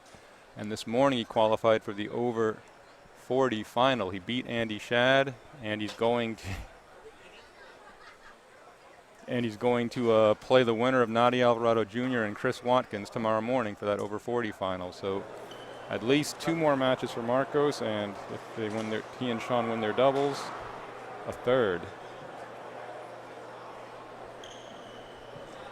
Sean showing his hacky sack background there. A little different with that hard ball, though.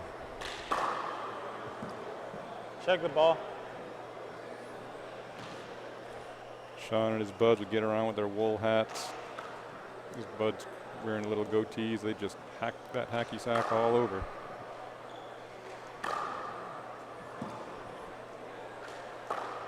Let's see if that spell did anything for him, because you know right. Paul's going to be coming out guns a-blazing.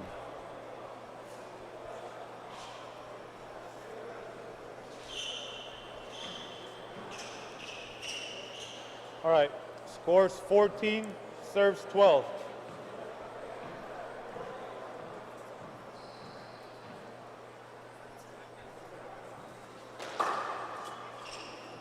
Point. Paul going to his go-to serve, reverse down the left. It's either going to run right down the 15 wall serves or 12. hit the sidewall first and pop out. 2 very hard consequences to defend against. Flat out. Look at that.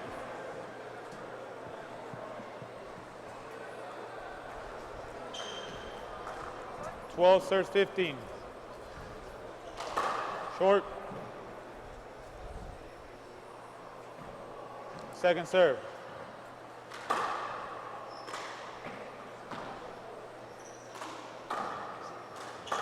Over.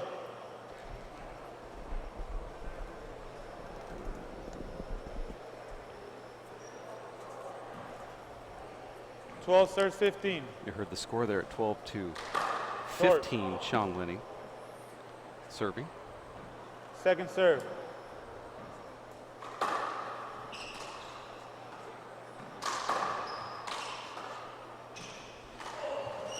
That out. He's appealing slide. I didn't see a slide. Nobody saw a slide. The kind of chance Sean does have to take. Might have had more margin of error, 15 though. serves He just 12. ran a natural down the wall that time.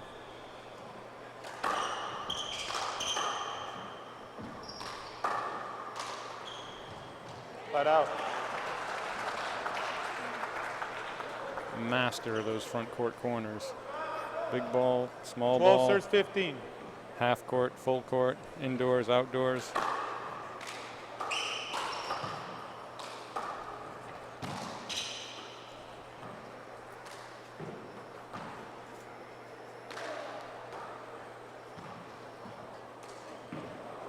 Point.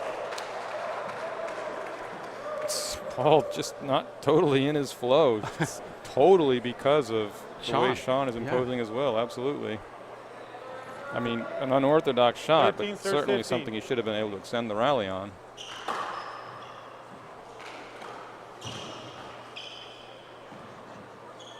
Same shot again.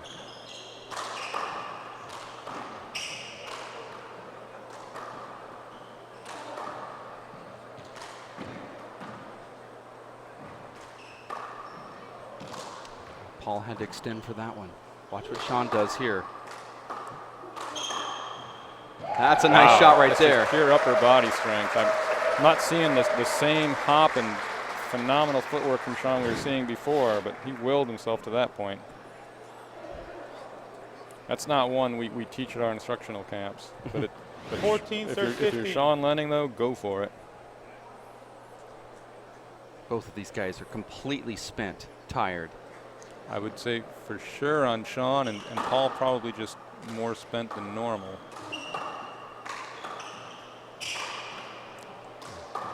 Terrible shot from Paul. Sean fights it off somehow. Oh, and how does Paul do that? Yeah, that's his. Oh, Paul doesn't like the crowd making that noise. Please don't scream during the rallies. Okay, now Paul's right. But it was right after Sean dove. Five-time world champion, winner of every rally. Since when is he flustered by that? You know, is that the first time that's ever happened to him? Probably not. In Ireland, they do that. That's a routine thing. Every 15 serves 15.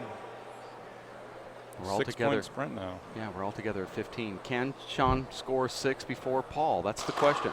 And if he doesn't, we play to 11. Shut out. That's what he has to go for and execute. 15 serves 15. Short. That was a pretty good head fake there from Paul Brady. Inside out, serve Second to the serve. right. You know, oh, that's a terrible return there from Sean. Point. There's no screen going to be called there. No. Earlier in the game, Sean's maybe, but that's a near crack. You know, for away. John, for the first time since I can recall, and I don't consider the Mondo one the exact same scenario, but we're seeing Paul Brady being pushed when Paul wasn't injured. You know, when it's not an actual apparent injury before the tournament starts, where it's an actual real match and Paul Brady's going back and forth with his opponent. He loses the first one 21-14, and we're all together at 15. Well, we saw it, and it wasn't an injury. It was just rust and conditioning. But, boy, he went to the limit in New York City. I don't know how he won that one. But he was little heavier and 16 serves at 15. least this fatigued. That was against Robbie McCarthy when he was coming back, yeah. Short. And then Check the ball. Mondo Ortiz, of course, beating him in Salt Lake City was a non-injury. Well, the original Moreno victory was just a young up-and-coming gunner gunning more second serve guns than the gunner.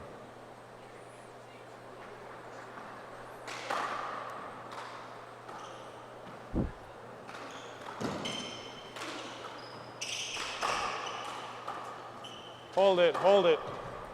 Screen. Screen That's on so him. frustrating when you're a player kind and of you're neutral, yeah. You're grinding and pounding, and all of a sudden the referee stops play. 16 serves 15. And at the pro level, that you let them play through that, I'd say. There's a lot of situations like that. Point. A lot of these rallies are Sean ending in the exact same spot. We might just have a little towel dispenser over there. Pop it out of the wall. Kind of like Well, Get Smart. WPH is always innovating. If anyone can pull it off, it would be you. Just push a little red button. Here comes your towel, Sean. You know, I always think it's funny when Sean's upset because the ref doesn't throw it in there. I have a better innovative idea. We have the leaf blower. Why don't we just get a shirt gun and that just fire it out there from the crowd. You know, arc it perfectly. Yeah, all you have to do is hit the ceiling right at the target. No matter what you do, it's going to come straight down. Straight down yeah, into it's it. Good. Maybe if we get Blake Griffin to maybe throw it into a basket I think we're in a position to get whatever we need out of Blake Griffin. That's what I've heard. We're connected. 15. Point. Sean putting himself down for laziness, but this 18 serves 15. This is understandable. The physical and the mental effort he's put out. Bad bounce. Bad bounce, Daniel. Bad bounce. Huh? Huh? I couldn't see one from here, but I'm blocked here. Bad bounce or no? Nobody saw it, Sean. They think it hit the corner. Yeah, but it hit the corner. Well, I know, but it hit. That's because you misjudged it. You thought it was going to go that way and it hit the corner. Off the back wall, it's possible. That is where the seam is. You know, I couldn't, with the glass background, I couldn't see, but the ball was going to the height where the seam is. But if there was a directional change, actually the referee had the perfect view on that. I believe we're at 20-15 here. Game point. Wait. 20 serves 15.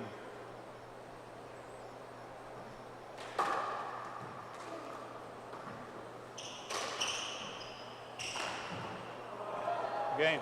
That seemed to be rolling for Sean earlier, and there's the second game as Sean wins the first one 21-14, loses the second one 15-21. We were tied at 15, and Paul actually just went on and won 6 straight points there, John. Let's go to Kara Mack, who's courtside right now. Kara?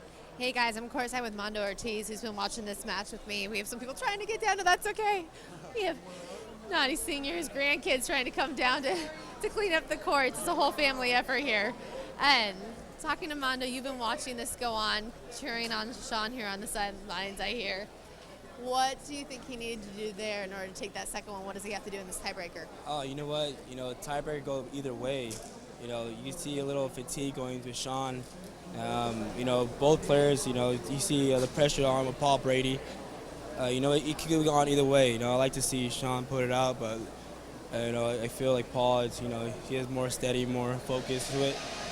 You know, it's going to be a tough one. It's going to be a tough one. How hard is it knowing how consistent that Paul is and now giving him this break and a whole nother tiebreaker in order to have that another chance to win? You know what? You know, Paul been here in this situation for years. You know, he's a true champion. You know, it's I just, you know, hopefully, you know, Sean pulls it through. You know, gives him a good match right here, go to a tiebreaker. Talk about what's coming up for you. You're in the doubles here on this main court coming up, playing with Vic. Who are you playing? What's going to go down?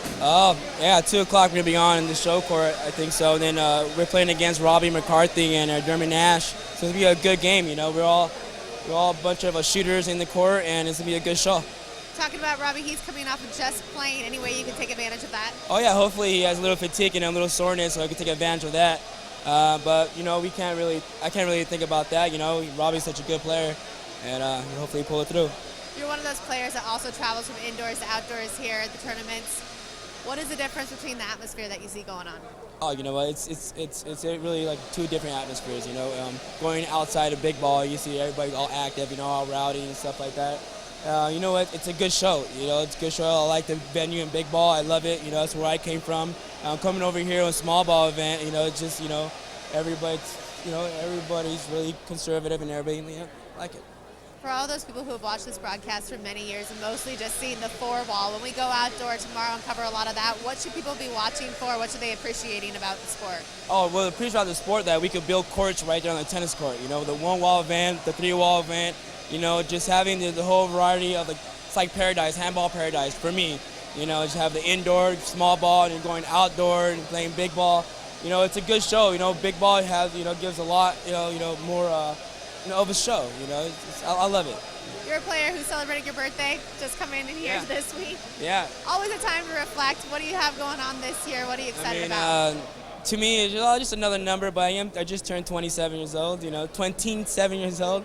And, you know, just maturing as the way it goes, and, yeah.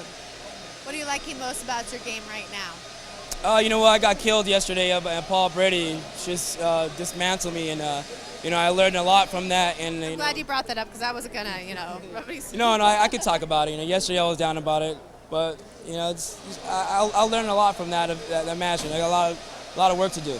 What are you seeing Paul do out there that he did to you yesterday that you're like, oh, I should have done that, or any kind of regret? Sean is a freak of nature. He puts so much pressure on Paul, and he crazy shots, crazy hops, and there's a lot of hops will get Paul out of position. So I wasn't doing that. I wasn't, you know, putting more pressure. So You're talking about that because we're both seeing, you know, Paul miss shots that you don't ever really see happen, and Sean making him make those shots and miss those shots. What is that as far as confidence goes on Sean's end to see Paul making those mistakes you never see? Well, yeah, it's really rare when Paul makes mistakes. You know, once you have a player miss mistakes like that, then the confidence boost will go up with Sean. You know, and you take it from there. You know.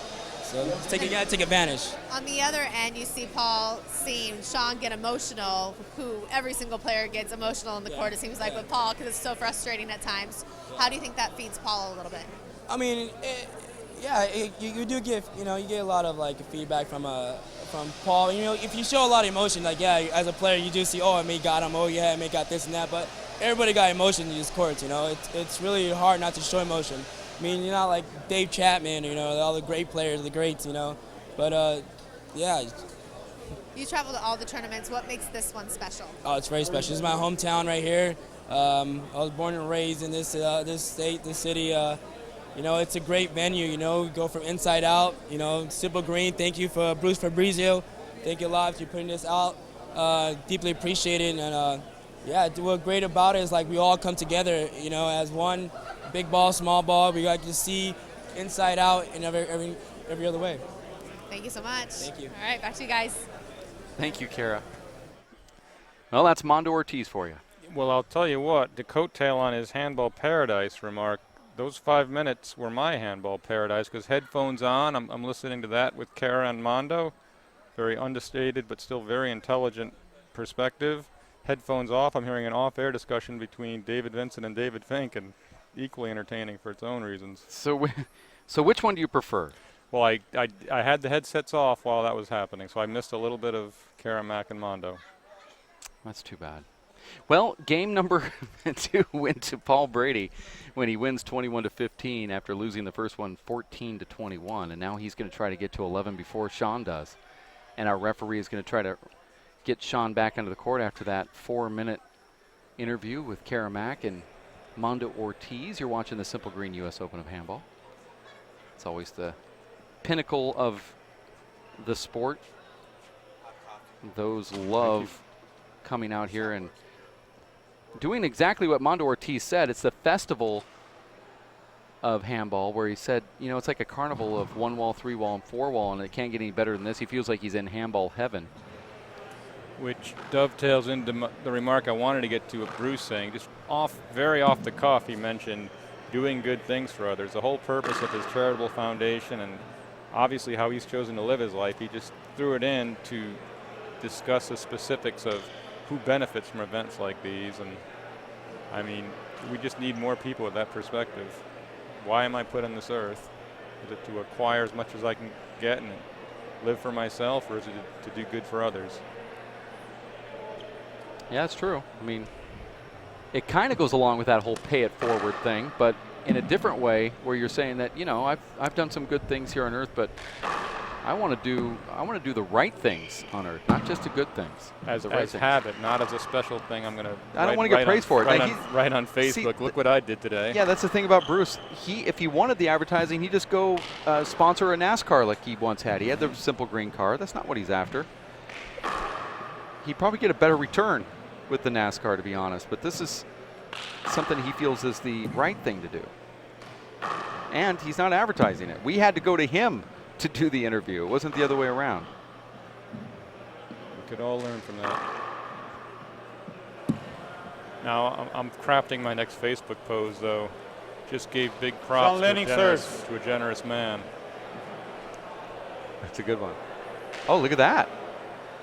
Feel like I'm at a bar in Tuscaloosa, Tuscaloosa or something. It's kind of a tradition, a pre-tiebreak handshake, but that looked from the heart. That yeah, looked but like two guys saying, "Hey, you're doing it. Let's do it 11 more points." That was sort of a passing of the torch in a way from Paul Brady, like here, buddy. No, I don't think that was it at all. 0, serve, 0. It was definitely a show of mutual respect, though. Short. With two boxers coming out for the 15th round. More Second than just serve. the habitual glove tap. And they only do 12 nowadays, though, don't they? Point.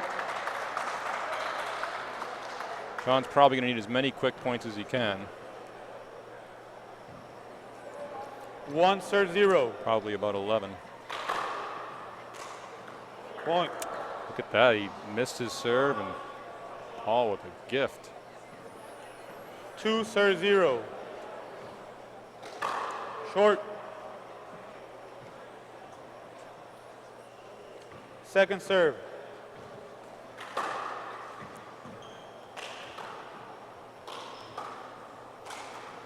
Got out. Boy, that's nice. Very smart choice. High or low, it would have ended up in the front right. 0, serves, 2. Very low risk, high reward shot. Short. There's a short ball here. Second serve.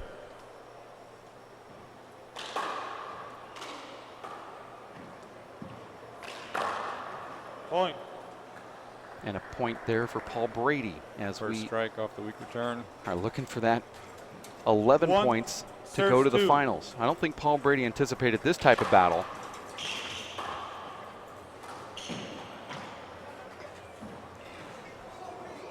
Point. Boy, that was a big one right off the back wall. Huh?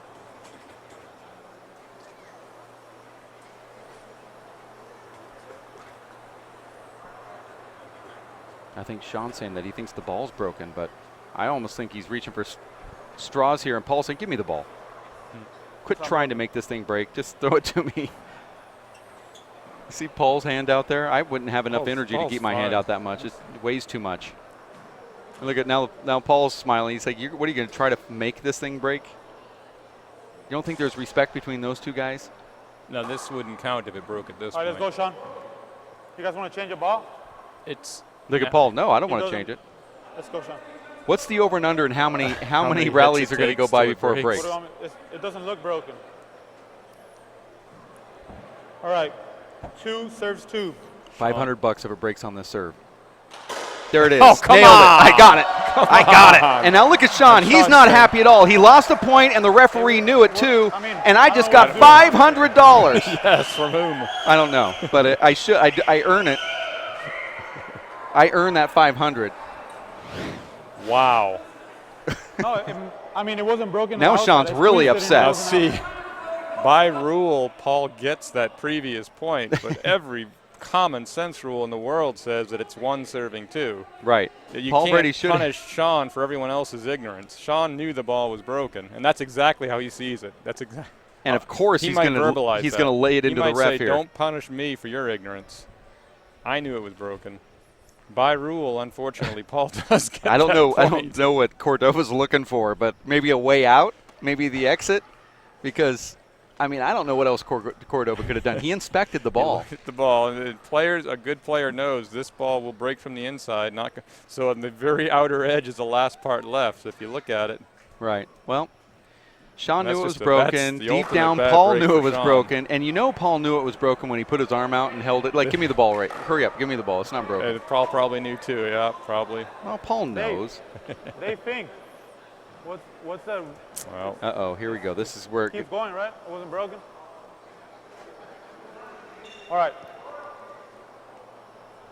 2 serves 2. Yeah, it should be 1 serves 2, but By the from rules of earlier. common sense. From earlier. But I don't care. I have $500. It doesn't matter. Now 3-2. Steals. And I Paul saw it serving good. a new ball. They both saw it good. That entire serves 2. exchange will be stricken from the record in the Point. Irish 3 historical serves 2. recording of this event. Well, when we give him that the didn't even happen. video footage, we'll have that edited for him. Point. And now Sean just falling apart now here. this is on Sean. I mean, that was one bad point. How many points? It should cost you 1. It shouldn't cost you 4 or 5. I think Sean 4 serves 2. Sean plays better from being down like this. That should fire him up. Point. I don't know how Sean misses that shot in the right corner. Now 5-2. Paul 5 Brady serves scoring 2. 4 straight points after that crazy call. Short.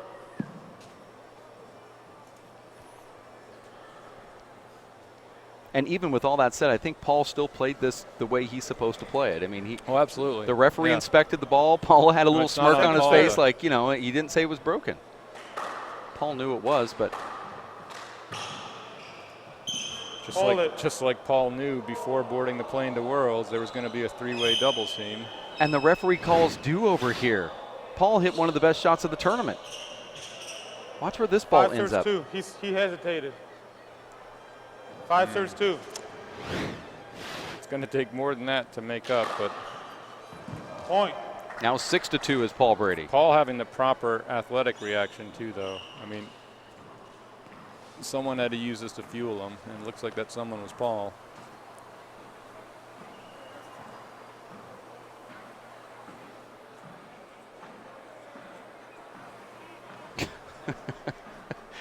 That's a player that's not very happy back there. 6 serves 2.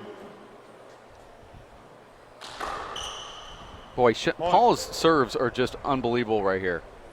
Timeout. Score 7. Serves 2.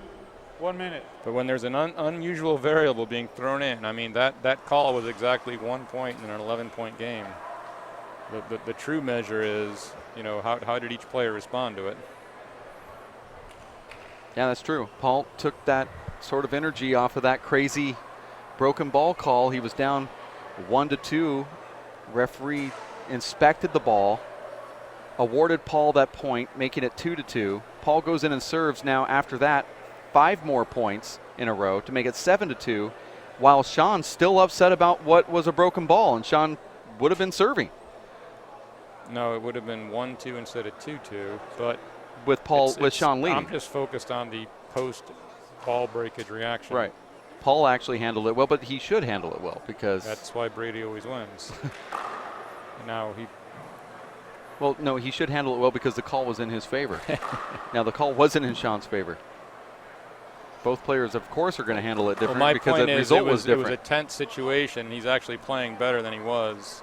Oh, yeah, absolutely. Yeah, this prior to that. This is like a fresh first-round Paul Brady here.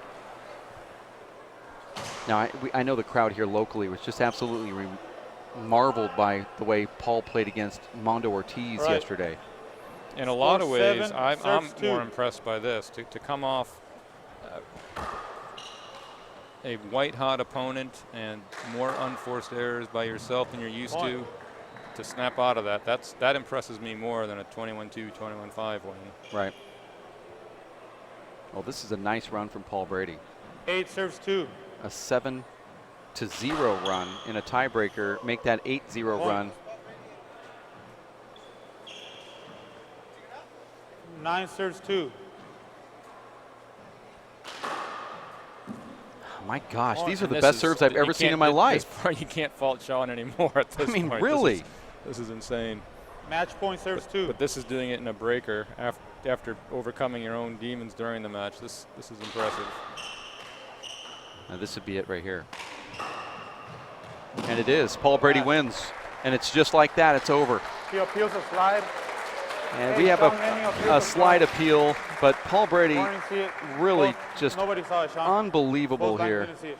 I don't know where the slide was, but Paul Brady fist pumps. And, you know, I think Paul's about as emotional here on this win than he would be from winning a final at one of these major tournaments.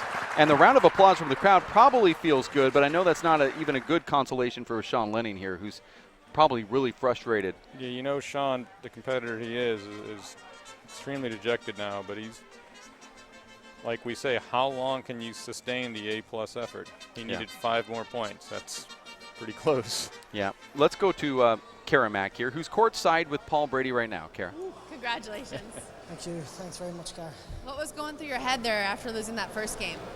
I've been in that situation before, so I just kept telling myself to hang in there and my shots would come, and maybe just the last few points they came. It's just one of those days. Sean was playing excellent and he was on top of everything, and then, you know, I started to lose a little bit of confidence in myself, and my shots just weren't coming off. But in fairness, he sniffed blood and he was going for it, so I'm just glad to come through and get through to tomorrow, the final. Those serves in the tiebreaker, unbelievable after all the play that you went through. How good did that feel to come off and finish that tiebreaker like that? It feels good, like the pressure was on, and I know I'm in good shape. I'm just a little disappointed I didn't bring it earlier in the game. It was a bit flat, but look, tomorrow's another day. This just shows yesterday I was playing pretty well, and today I still was playing well, but just not as crisp as I would have liked. So tomorrow, hopefully, I can bring that, bring my best game. You know. You're such a consistent player, so to see some of those shots happen, what do you learn from that though and take away as a positive, knowing that you did still come above and do that in the tiebreaker? I suppose I realised the importance of a good serve. My serve was pretty pathetic, and my service returns were not very good, to say the least. So I really got to do better tomorrow against Luis. So I'm hoping this is just a scare, and tomorrow I'll be better. If I play like that, I was lucky to win today. Sean could have won. If I play like that tomorrow, Luis will win. So I just got to focus on figure out what I can do better tomorrow. I know that Luis and Sean together, everyone has kind of their playmates here as far as practicing. Is there any players, I know there's a lot of Irish guys coming over and playing in this tournament. Are there any guys that you play with consistently as far as practicing? I've been playing with Mike Gregan. He calls himself the King. So I play with him a lot, and just guys back home, all Irish guys. No one really consistently. I suppose my doubles partner when he's playing, I play a lot with him, but other than that, I suppose we took a few weeks after the Worlds. We didn't play that much, so I feel in good condition. I just gotta get a little bit more consistent in my game. So I'm a little disappointed, but tomorrow I've just got to play better. Well, you've played Lenning many times before. What was it about today that was different? He's serving really good. He just didn't give me a chance. He put pressure on me, and I didn't really get relaxed from the get-go. It was only the last few points. I actually didn't even relax. I'm just relaxed now, so I've got to focus on that tomorrow, getting more relaxed before the game, getting recovered, and it's only a game of handball at the end of the day. It's not the biggest deal in the world. So I've just got to try and relax a bit more, and I really want to get to the final. So I'm there now and see what tomorrow brings. Sean's mom would not let me interview her out there on the sidelines, but her quote was, which I think actually, will kind of get you heated up, but it was actually really nice. She said, "I really like Paul Brady a lot, but he needs to lose." I know. It was sweet because have another parent have his mom of all people say that she really likes you as a player. What does that say about you on the court, though, that you're doing the right things as far as I think as a player? If I was to, there's some guys you probably don't. Most guys you don't mind losing to, in a certain, from a human point of view. If I was to lose to Sean today, he's a really good guy, and But you have to put that aside, and you know that's what sport's about. You can't get soft here. There's no room for sentimentality here.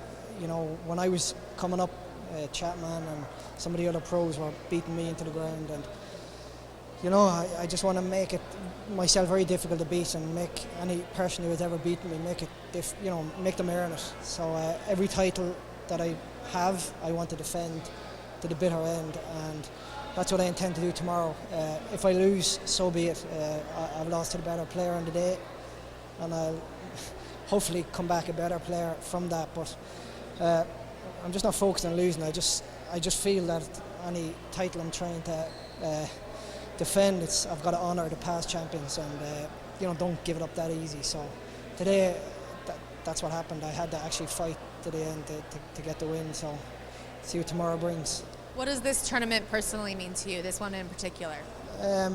Obviously, it's been very kind to me over the years, financially, more so than any other tournament. So that's why I'd always like to support it as much as I can. It's probably, as someone said, it's almost bigger than nationals now. With the outdoor, the one wall, the three wall, there's probably more competitors. It's getting to the stage where there's more competitors here than in nationals, which probably needs to be looked at. But it's just obviously I love coming here, and hopefully can do well tomorrow, and if I win I can defend it next year. It's Luis Moreno coming in tomorrow to play. You played him many times as well. What do you take into that match already knowing? Well, I know he's very focused. I suppose when you're around tournaments you see certain guys, their demeanour, their energy, and by his absence, I know he took a bit of a break at the start of the year. He played a few competitions, probably wasn't as focused as he normally is, and he didn't play in nationals, he only played doubles. So I think he's regrouped over the summer. He's done a lot of travel, he's got that out of his system now. So I expect a big battle tomorrow, but like I say, I've just got to focus on bringing as best a game as I can and not make too many of them elementary errors. And I'm expecting a big battle, but I've just got to be ready for it, and I will be. Congratulations. Nice job. To you guys.